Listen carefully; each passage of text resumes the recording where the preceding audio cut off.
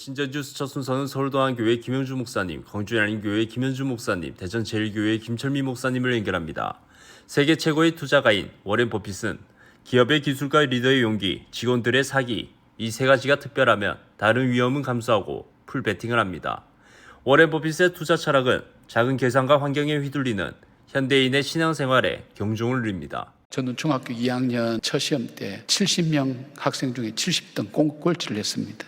저 자신도 충격이 굉장히 컸어요. 안타까움 속에서 그때 하나님 유학 보내주세요. 그 기도를 했어요. 진지하게 했어요. 70년 되는 유학이라는 것이 흔하지 않았습니다.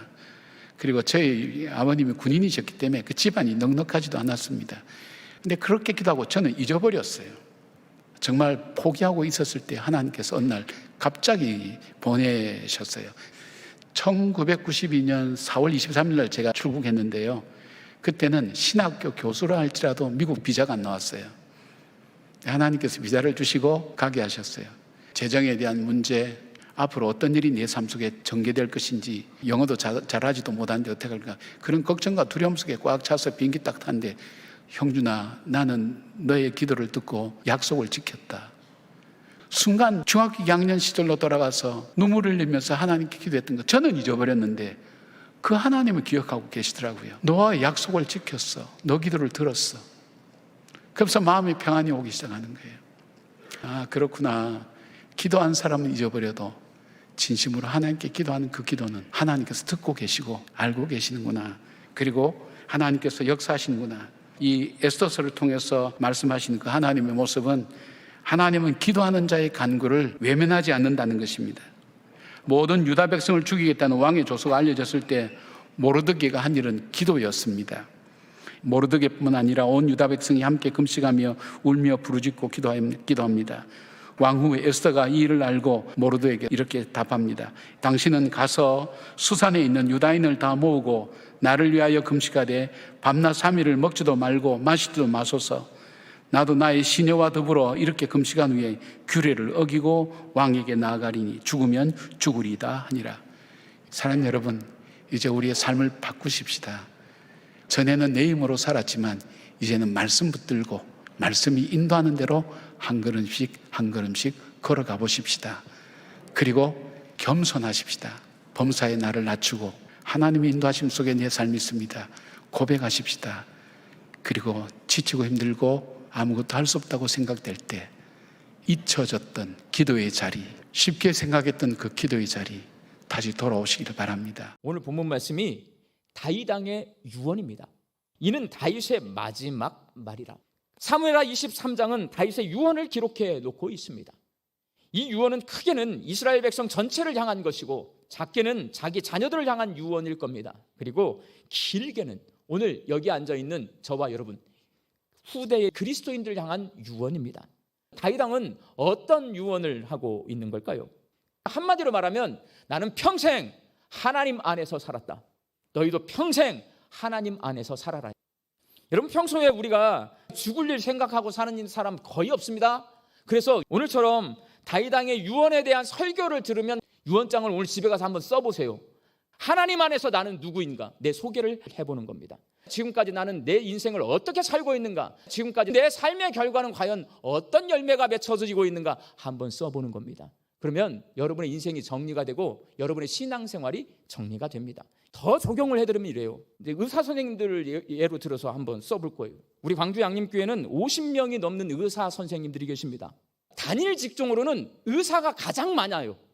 우리나라 공부 제일 잘하는 사람이 지금 제일 되고 싶은 게 뭐예요? 의사가 왜 되고 싶어요? 돈을 많이 버니까. 좋은 의도예요? 별로 안 좋은 거예요? 여러분, 의사가 원래 돈 많은 직종이에요? 우리 교회 선교사님 오셔서 기독병원 세웠어요. 의사 선생님이. 그때 돈 많이 벌었어요? 아니잖아요, 여러분. 우리나라 의술의 출발은 기독 의사들에 의해서 시작되었어요. 세브란스 병원, 기독병원, 예수병원.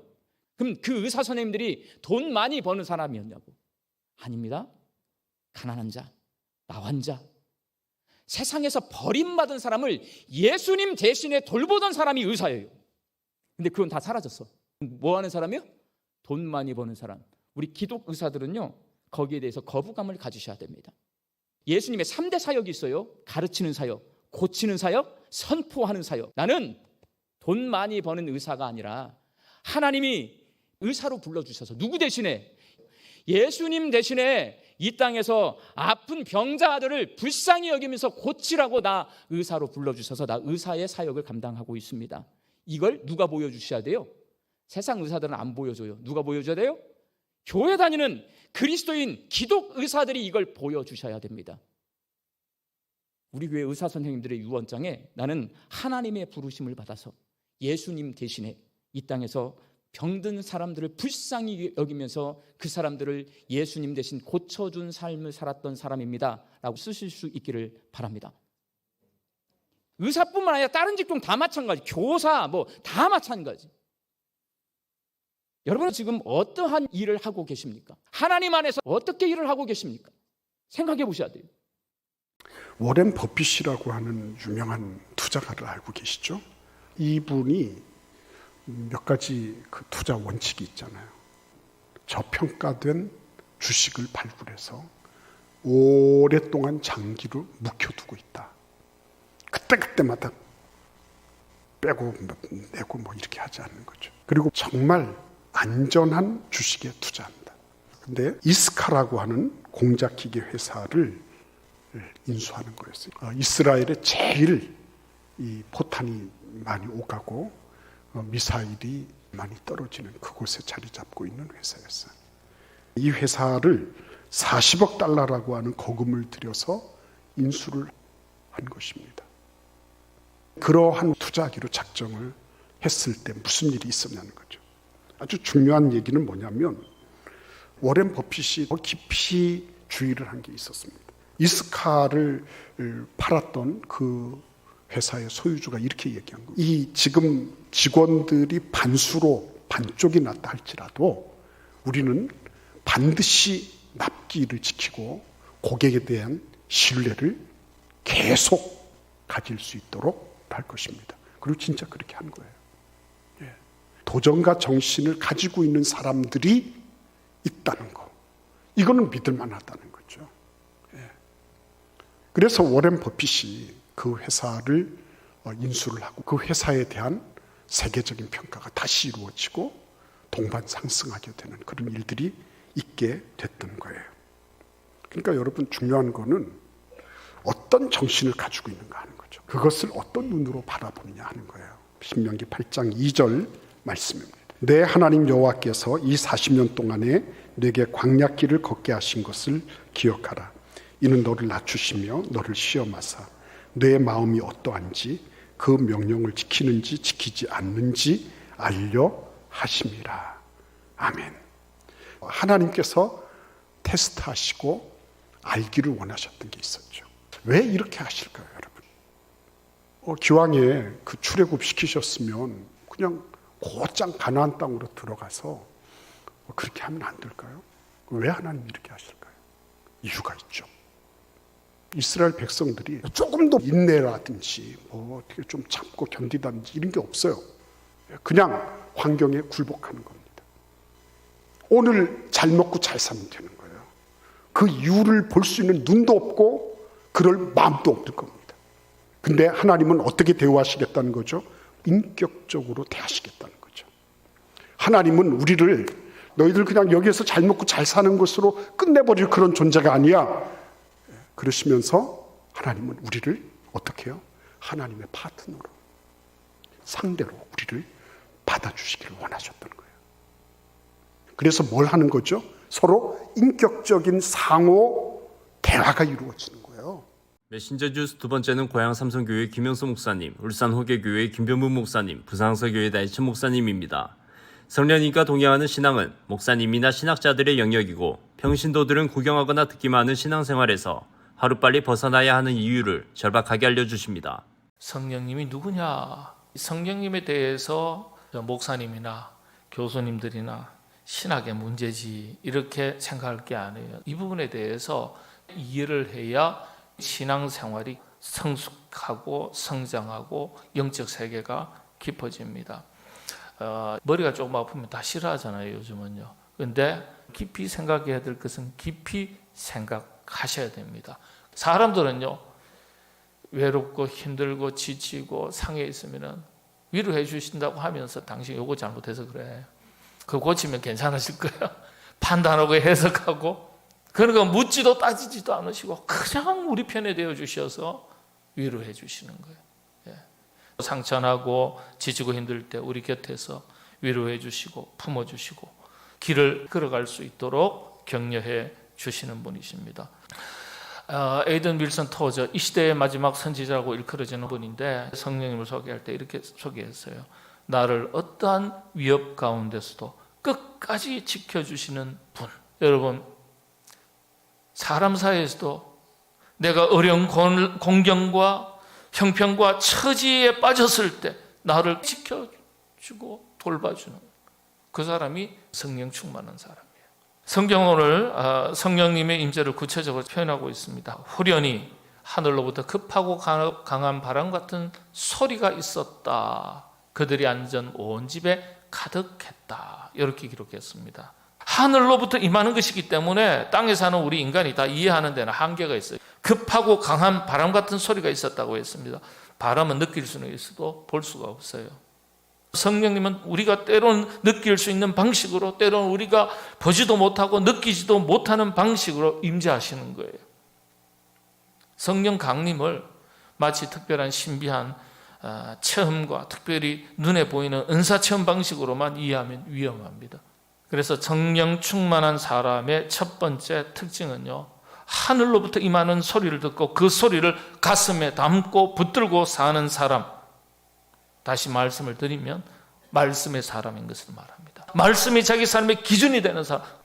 두 번째는 오늘 말씀해 보면 마치 불의 혀처럼 갈라지는 것들이 그들에게 보여 각 사람 위에 하나씩 임하여 있더니 그랬습니다. 불이 임했다. 무슨 뜻일까요? 죄를 태우는 것, 죄를 소멸하는 것으로서 불을 설명을 합니다. 똑같은 탄소라는 물질이 불의 온도에 따라서 숯이 되기도 하고 다이아몬드가 되기도 합니다. 그처럼 성경에서 불의 의미는요, 새롭게 변화되는 것, 변화, 거듭남을 말하는 겁니다. 십자가 앞에서 도망갔던 제자들이 오순절 마가다락방 성령 임재 사건을 통해서 완전하게 변화되고 순교하기까지 사도로 살게 됩니다. 교회 다니더니 신앙생활을 하더니 예수님 믿고 나더니 사람이 싹 바뀌었어. 여러분, 그 소리 다 들어야 돼요. 오순절 날이 이미 이름에 그들이 다 같이 한 곳에 모였더니라고 기록하고 있습니다. 성령의 강림, 충만한 임재를 받기 위한 준비된 모습은 한 마음을 품고 한 곳에 모여서 기도하였다라는 거죠. 우리가 같이 있는다고 해서 꼭 한 마음이 되는 건 아니죠. 그래서 성령의 충만한 임재를 경험하기 위해서는 먼저 한 마음을 품어야 한다라는 것입니다. 한 마음을 품기 위해서는 우리가 어떻게 해야 되겠습니까? 빌립보서 2장 2절에 보면은 마음을 같이하여 같은 사랑을 가지고 뜻을 합하여 한 마음을 품는다라고 말씀하고 있습니다. 여러 가지 혼합하여서 생각하지 않고 오직 같은 사랑, 그러니까 서로를 사랑하는 마음을 품고 하나가 되는 것입니다. 그 사랑이 일치가 된다는 것이죠. 이것은 사실 사람의 마음으로만 되는 것이 아니라 예수 그리스도의 마음과 생각을 가지고 사랑할 수 있어야 한 마음이 되고 하나가 될 수 있다는 것이죠. 골로새서 3장 2절 3절을 읽어보겠습니다. 위의 것을 생각하고 땅의 것을 생각하지 말라. 3절. 이는 너희가 죽었고 너희 생명이 그리스도와 함께 하나님 안에 감추어졌습니다. 아멘. 우리는 예수님을 믿는 순간 과거에 죄악된 자아는 예수 그리스도의 십자가에 못 박아 버렸습니다. 즉 하늘에 있는 것을 생각하는 존재로 이제 바뀌었다는 것입니다. 그래서 마가다락방 이 한 곳에 모인 사람의 수가 120명이라 그랬는데요. 이들은 마음을 같이하여서 오로지 기도에 힘썼다. 우리가 교회에서도 모이면은 세상 이야기 많이 하잖아요. 자식들 이야기, 뭐 여러 가지 경제적인 이야기, 정치 이야기 하는데 여기 모인 마가다락방의 사람들은 뭐라고요? 오로지 뭘만 했다고요? 기도에만 있었다는 거죠. 그랬을 때에 성령의 역사를 임재할 수 있다. 체험할 수 있다는 거죠. 이때는 오순절 기간이었기 때문에 이 예루살렘으로 전국 각지에서 엄청난 인파가 모이고 있었습니다. 그런데 성령님이 어디에 강림하셨습니까? 예루살렘 성전을 찾은 인파 속에서가 아니라 오로지 한 마음을 품고 한 곳에서 간절히 기도했던 이 120명의 사람들에게 성령이 임했다라는 거죠. 많은 사람들이 이탈하는 그런 상황이었지만은 그들은 예수님의 약속을 믿고 오로지 기도에 힘썼습니다. 에레미야서 29장 13절 말씀 읽어보겠습니다. 너희가 온 마음으로 나를 구하면 나를 찾을 것이요 나를 만나느리라. 아멘. 부산 지역 인구의 34%가 1인 가구라고 합니다. 그런데 이건 부산 전체 통계고 우리가 살고 있는 부산 서구 지역의 1인 가구가 40%예요. 중구는 50%가 1인 가구라고 해요. 그로 인해 우리 안에 외로움은 더 가중될 것이다. 여러분, 혼자 사는 것도 외롭지만은요, 가족이 같이 있어도 이 외로움과 이 고독에서 자유롭지 못한 사람들이 참 많이 있습니다. 그런데 혼자 생활함에도 불구하고 너무 씩씩하게, 너무 건강하게, 활발하게 그렇게 살아가는 분들이 있을까요? 없을까요? 있습니다. 여러분, 우리 교회만 해도요, 혼자 계시는 분들이 여러 분이 계십니다. 근데 그분들 중에는 정말 행복하고 기쁘게 살아가시는 분들이 많이 계세요. 그분들의 특징이 뭘까요? 예배를 잘 드린다는 것입니다. 그분들 가만히 보면은요, 주일 예배 빠지지 않아요. 수요 기도에 빠지지 않아요. 또 새벽 기도에 나와서 하나님과 교제하는 그런 삶을 살아가십니다. 예배 가운데 하나님이 부어주시는 은혜 가운데 힘을 얻고 기쁨과 감사 가운데 외롭지 않게 그렇게 살아가는 것입니다. 여러분, 이게 축복이요, 이게 행복인 줄 믿으시기 바랍니다. 이 땅에 살아가는 식구들이 있잖아요. 영원히 같이 살 수는 없습니다.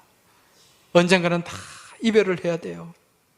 그런데 이 세상 끝날까지 이별하지 않고 영원토록 함께 하시며 우리를 도와주시고 우리를 지켜주시고 우리와 함께 하시는 분이 계십니다. 그분이 누구라고요? 보혜사 성령님인 줄 믿으시기 바랍니다. 오늘 우리 주님께서 이렇게 말씀하십니다. 내가 너희를 고아와 같이 버려두지 아니하고 너희에게 오리라. 할렐루야. 메신저 뉴스 마무리는 부산 진교회 신추 목사님, 부산해안교회 조선일 목사님, 남해주 별내동안교회 남영윤 목사님으로 이어집니다. 나의 개인적인 욕심과 교회 공동체의 공적인 계획을 분간하는 지혜를 들려주십니다. 저는 목회를 하면서 시간이 지날수록 깨닫게 되는 것이 있습니다.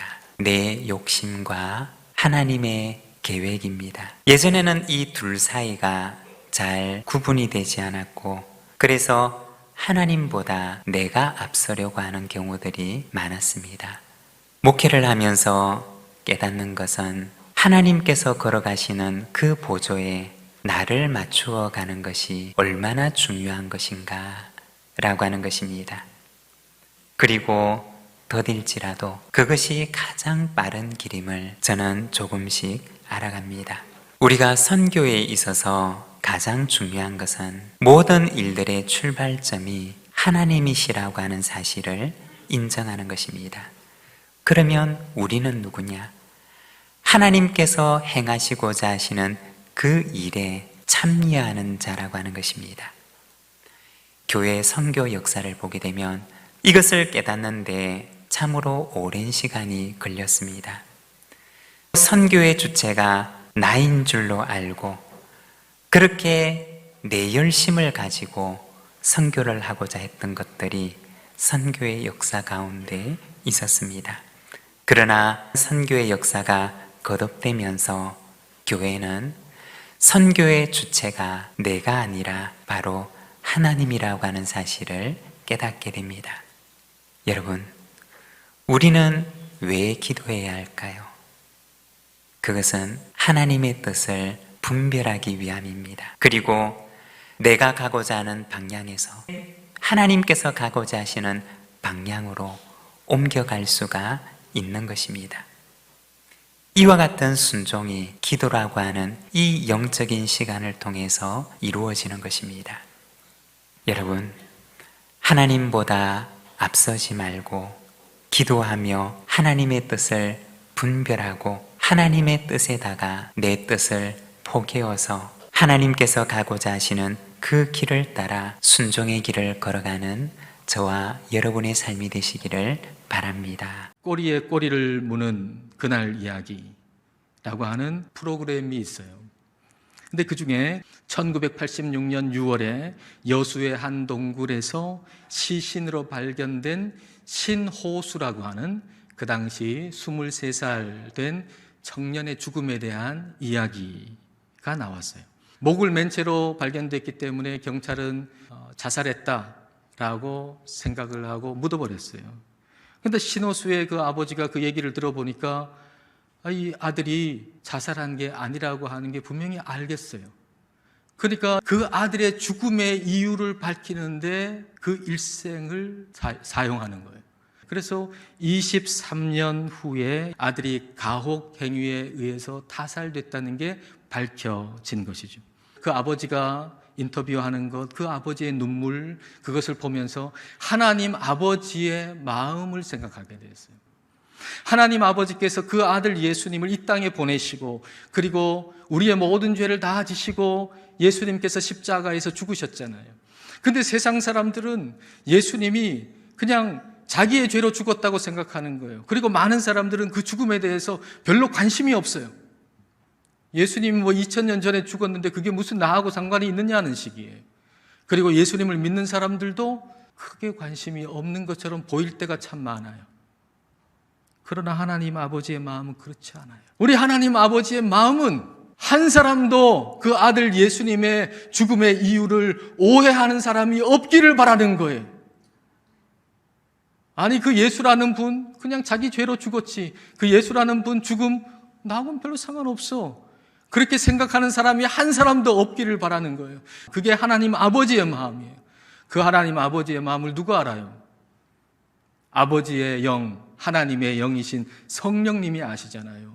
그래서 성령님이 우리 안에 오셔서 우리 안에 사시면서 그걸 깨닫게 해주시고, 우리가 그것을 알 뿐만 아니라 예수님의 죽음의 이유를 알 뿐만 아니라 다른 사람에게도 예수님의 죽음을 알리게 하시는 일, 그 일을 우리 성령님께서 하시는 것입니다. 신약 성경의 시대는 로마 제국이 세계를 지배하고 있던 시대입니다. 그래서 그 당시 사람들에게 최고의 인맥은 바로 로마 황제였습니다. BC 27년부터 약 300년 동안 49명의 로마 황제가 있었는데 그들의 평균 재임 기간은 약 6년 남짓이었다고 합니다. 그리고 49명 중에 25명의 황제가 암살을 당했고 4명이 자살을 했습니다. 그 밖에 황제들도 전사 내지는 병사, 그리고 포로로 잡혀가 처형되는 경우도 있었고, 자연사한 황제는 단 한 명도 없었다고 합니다. 자, 그러니까 겉보기에는 최고의 힘이고 누구든 그 최고의 부와 힘을 가지고 있는 이 사람과 연결하고 싶어하는 그런 존재이지만 사실은 연약한 한 인간에 불과한 것입니다. 16절을 다시 한번 보면 내가 복음을 부끄러워하지 아니하노니 이 복음은 모든 믿는 자에게 구원을 주시는 하나님의 능력이 됨이라. 복음을 부끄러워하지 않는다는 것은 복음을 내가 자랑한다는 거예요. 그리고 바울이 말하는 이 복음은 뭐냐? 간단하게 한마디로 하나님의 능력이다. 다시 말해서 복음이 뭐냐? 좋은 소식이 뭐냐? 우리 하나님이 능력이 있으시다. 우리 하나님은 정말 강하고 세시다. 이것이 복음이라는 거예요. 여러분, 이 시간에 마음속으로 선포해 보시기 바랍니다. 나의 하나님은 능력이 있으시다. 나의 하나님은 정말 세시다. 죽은 자 같은 나도 살릴 수 있다. 세상 그 무엇보다도 우주의 모든 공간과 영원부터 영원까지의 모든 시간에서 가장 능력 있으신 하나님이 바로 나를 보고 계신데, 나 하나밖에 없는 것처럼 나만 보고 계신데 여러분 무엇을 걱정하십니까? 하나님이 말씀하십니다. 나를 믿어. 나만 믿어. 여러분 그 믿음이 여러분을 구원할 것입니다. 목사님들의 말씀 전체를 들으실 수 있도록 전부 링크해 두었습니다. 아직 메신저 뉴스 구독을 누르지 않은 시청자님이 계시면 지금 구독과 좋아요, 알림 설정까지 부탁드립니다. 다음 주까지 안녕히 계십시오. 메신저 뉴스 김석규입니다.